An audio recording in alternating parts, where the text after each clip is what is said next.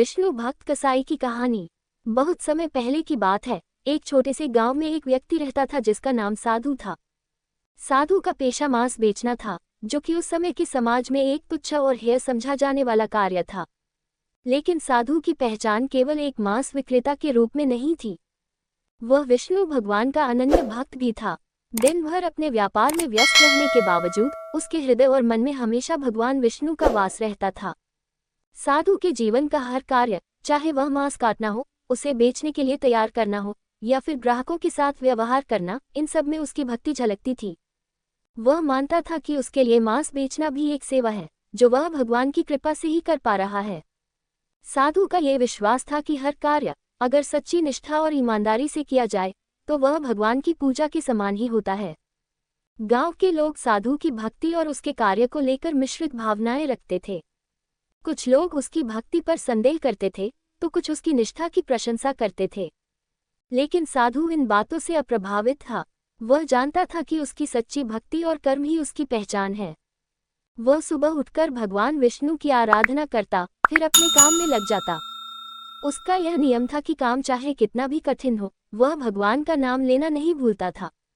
उसकी भक्ति इतनी गहरी थी कि मांस बेचते समय भी उसके मन में केवल भगवान विष्णु का स्मरण रहता था। साधु का यह विश्वास था कि भगवान हर जगह हैं, चाहे वह मंदिर हो या उसका मांस बेचने वाला छोटा सा दुकान। एक दिन गांव में एक प्रसिद्ध साधु महाराज पधारे, जो अपनी कठोर तपस्या और गहन आध्यात्मिक ज्ञान के लिए जाने जाते थे। वे गांव गांव घूमकर धर्म और भक्ति का उपदेश देते थे और लोग उन्हें महान संत मानते थे। जब वे उस गांव में पहुंचे तो उन्हें साधु के बारे में सुनने को मिला। उन्हें ये जानकर हैरानी हुई कि एक मांस बेचने वाला व्यक्ति भगवान विष्णु का इतना बड़ा भक्त कैसे हो सकता है। साधु महाराज ने सोचा कि यह कैसे संभव हो सकता है कि एक ऐसा व्यक्ति, जो मांस बेचने जैसे अपवित्र काम में लिप्त हो, भगवान की सच्ची भक्ति कर सकता है। वे साधु से मिलने का निश्चय करके उसके घर पहुंचे। साधु महाराज ने देखा कि साधु अपने काम में व्यस्त था, लेकिन उसके होठों पर भगवान विष्णु का नाम था। साधु का चेहरा शांति और संतोष से भरा हुआ था, मानो वह अपने कार्य में नहीं बल्कि भगवान की भक्ति में लीन हो। साधु महाराज ने साधु से प्रश्न किया, तुम मांस बेचते हो और फिर भी अपने आप को विष्णु भक्त कहते हो। क्या तुम्हें यह उचित लगता है कि एक भक्त इस तरह के काम में लिप्त हो? साधु ने विनम्रतापूर्वक उत्तर दिया, महाराज, मैं जो काम करता हूँ वह भगवान की कृपा से ही करता हूँ। मेरे लिए ये काम भी उतना ही पवित्र है जितना कि कोई और सेवा। मैं ये जानता हूँ कि मेरा कर्म ईमानदारी और निष्ठा से होना चाहिए और मेरे मन में भगवान विष्णु का नाम हर समय रहना चाहिए। मैं ये भी जानता हूँ कि भगवान हर जगह हैं, चाहे वह मंदिर हो या ये छोटा सा दुकान। मैं अपनी भक्ति और कर्म को अलग नहीं समझता। साधु महाराज को ये सुनकर साधु की बातों पर यकीन नहीं हुआ। उन्हें लगा कि साधु अपनी बात को सही ठहराने की कोशिश कर रहा है। उन्होंने साधु की भक्ति की परीक्षा लेने का फैसला किया। साधु महाराज ने कहा, यदि तुम वास्तव में भगवान विष्णु के सच्चे भक्त हो तो तुम्हें इस गांव को छोड़कर किसी पवित्र स्थान पर जाना चाहिए। यहाँ मांस बेचते हुए तुम्हारी भक्ति पर लोग संदेह करते हैं। क्या तुम भगवान की भक्ति के लिए इस कार्य को त्याग नहीं सकते? साधु ने साधु महाराज के इस प्रस्ताव पर विचार किया और फिर बड़े ही शांत स्वर में उत्तर दिया, महाराज, मेरी भक्ति का स्थान मेरे हृदय में है, न कि किसी विशेष स्थान पर। ये गांव मेरा कर्म स्थल है और यहाँ के लोग मेरी जिम्मेदारी हैं।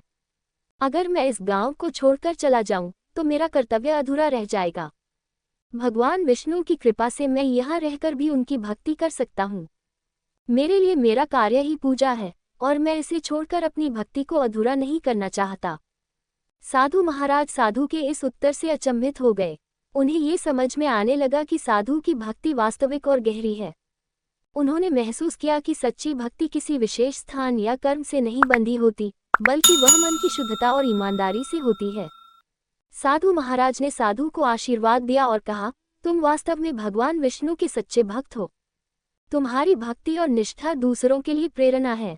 इसके बाद साधु महाराज ने गांव के लोगों को भी यह समझाया कि सच्ची भक्ति मन की पवित्रता और कर्म की ईमानदारी में है, न कि केवल बाहरी आडंबर में। साधु ने अपने कर्मों और भक्ति से यह साबित कर दिया कि भगवान का सच्चा भक्त वह है जो अपने काम में ईमानदारी, निष्ठा और भक्ति को साथ लेकर चलता है, चाहे उसका कार्य समाज की दृष्टि में छोटा या बड़ा क्यों न हो। साधु की भक्ति ने यह संदेश दिया कि भक्ति और कर्म का मेल ही सच्चा धर्म है और यही भगवान की सच्ची सेवा है। शिक्षा।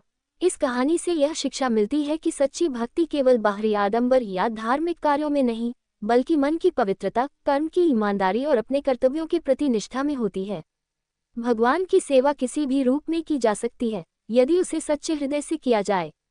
जीवन में कोई भी कार्य छोटा या बड़ा नहीं होता, यदि वह भगवान के प्रति समर्पण और निष्ठा के साथ किया जाए।